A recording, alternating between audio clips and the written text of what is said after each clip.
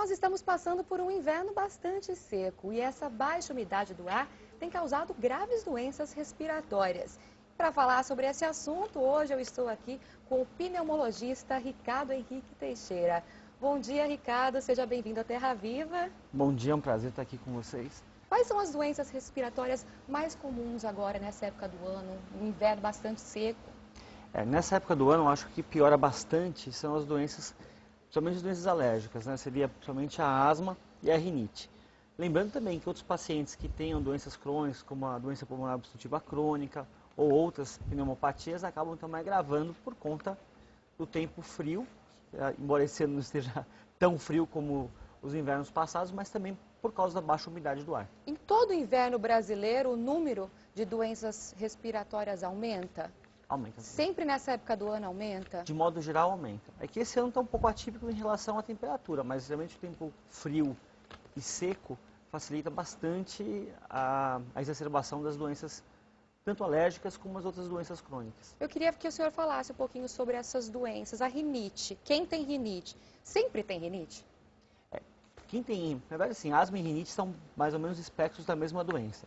Quem tem asma e rinite sempre tem a doença, mesmo que esteja compensado, né? Então, se tiver exposição a alérgeno, alguma substância que deflagra as crises, pode ter crise novamente. Porque eu conheço muita gente que tem rinite uma vez, sempre tem. Eu nunca tive rinite. Então, se eu tiver, ele fica escondidinho lá, mas sempre volta. É isso que o senhor... É uma tendência, assim, é uma alteração do sistema imunológico. Então, sempre que o paciente fica exposto a determinado antígeno, seja poeira, às vezes pelo de animal, perfume, alguma coisa que o organismo dele é sensibilizado, na hora que tem contato com esse alérgeno, acaba desenvolvendo, então, né, aquela coriza, coceira do nariz, espirro, pode ter um pouco de lacrimejamento. Como que funciona? Essa baixa umidade acaba ressecando essas vias aéreas? Resseca bastante, né? A gente tem uma produção normal de muco, tanto nas vias aéreas inferiores como nas superiores. E esse muco ele vai ficando mais espesso, né? Na verdade, esse muco serve como uma proteção, só que ele vai se tornando mais espesso, né? Com o tempo frio existe também uma alteração um pouco no batimento ciliar, então a gente acaba tendo um muco mais duro e mais difícil de ser expelido. Então, nesse sentido, você pode também ter um pouco mais de chances de infecção respiratória secundária também. Quais os grupos que estão mais disponíveis aí para ter esse tipo de doença?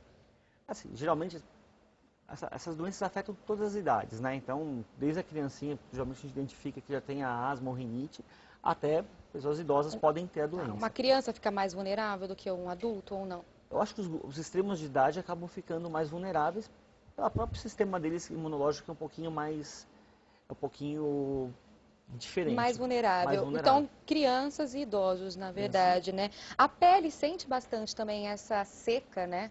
Quais são os membros que sentem mais? Também os membros que ficam expostos, né? Acho que aí a exposição ao ar seco é um pouco pior. A pessoa usa, né, manga de camisa, os braços ficam expostos, o rosto, né? E aí depende de cada trabalhador qual que é a área que vai ficar exposto. A gente sente muito a mão, né? A mão, a boca fica bastante. A boca fica seca. O que a gente faz no caso das mãos? Hidratante é o suficiente? Hidratante é o principal, tanto para a pele da mão como a pele do rosto.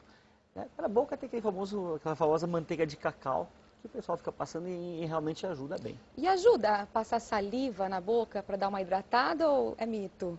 Saliva é um hidratante, né? Assim, acho que não há necessidade de ficar usando saliva artificial, nada disso. Mas assim, acho que uma boa hidratação, então, o principal para diminuir um pouco essa sensação de secura nas mucosas, principalmente, o importante é hidratar bem e sempre lavar o nariz com sorinho fisiológico. Pode ser soro mesmo, tem as marcas, mas o soro fisiológico pura e simplesmente ajuda a hidratar o nariz e tomar bastante líquido para hidratar a boca. Então, água é muito importante, sempre deixar o nariz bastante hidratado e manteiga de cacau na boca. Não adianta ficar passando saliva também o dia todo, dá uma ajuda, mas não é o suficiente. Até porque seca um pouco a boca também, né? Ela vai estar mais seca nessa época também. Agora, Ricardo, existe a diferença entre a umidade daqui das grandes metrópoles para a zona rural? Lá a temperatura é mais agradável, o risco de doenças é menor? Sim, isso vai depender um pouco, acho, de área para área, né? Mas, de modo geral, a umidade está baixa no país como um todo, não é só nas grandes metrópoles. problema daqui, da cidade grande, é poluição. Então, só olhar de um prédio alto, você vê aquela camada cinza no horizonte, que é a camada da poluição. Essa seca mais a poluição resulta em doenças respiratórias. Então, no campo, não existe o problema de poluição, ficaria só a seca, a umidade. E tem algumas áreas, aí vai depender da área também. Tem umas áreas que tem, por exemplo, época de queimada, né, aquela fumaça da queimada acaba sendo bastante prejudicial. Também a parte respiratória. E aí, no caso, o que o paciente deve fazer? Ele deve procurar um pronto-socorro imediatamente? O que o médico vai recomendar para ele? Bom, aí vai depender dos sintomas dele. Obviamente, sim, se começar a ter tosse, falta de ar, chiado no peito, isso são os sintomas da asma, né? Ou uma rinite que está incapacitante, não consegue, né, falar, tem aquelas crises de espirro, cefaleia. Pode ter também, nesses casos, começar a evoluir até para uma sinusite. Então, acho que nessa hora ele tem que procurar o médico. E acho que a principal recomendação, além de tratar os sintomas específicos, é cuidar da umidificação do ar. Então, tomar cuidado com o ar-condicionado da casa, do carro, do serviço, né? Que o ar-condicionado ajuda de um lado, mas é um grande inimigo, porque a qualidade do ar geralmente não é a melhor. Não é a melhor. Tem que tomar bastante cuidado com a manutenção. Agora, quando o clima está bastante seco, normalmente as pessoas indicam, olha, minha avó me indica bastante, coloca uma bacia com água para dormir, deixar... Isso é mito ou realmente umidifica? Não, ajuda o ar, deixa o ar um pouco mais úmido. Ajuda muito bem a bacia. E, aliás, assim, existem os umidificadores que você pode comprar na farmácia, óbvio que são muito bons. Mas não existe uma diferença significativa entre esses umidificadores e colocar uma bacia com água para um quarto, por exemplo, que é um ambiente menor. É importante ter esse umidificador, então? Eu acho que a bacia faz o papel dela. Já ajuda, a bacia, então. Com pouco dá para... Agora, deixa eu te perguntar uma coisa, doutor Ricardo. Atividades físicas. Tem alguma recomendação aí para fazer atividades físicas nessa época do ano, nessa época seca? Assim, então, por exemplo, aqui na cidade, o pessoal tem o costume de sair do serviço 6 da tarde e correr nas avenidas.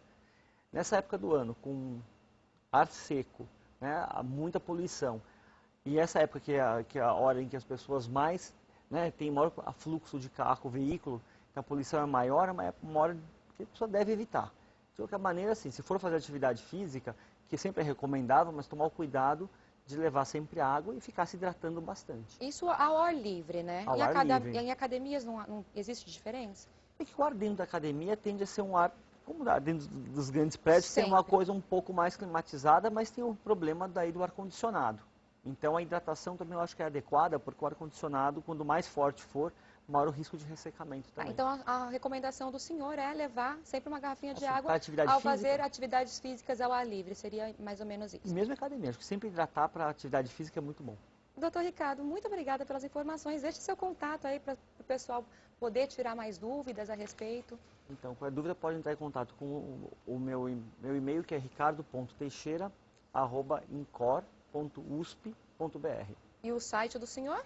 É ricardoteixeira.site.med.br.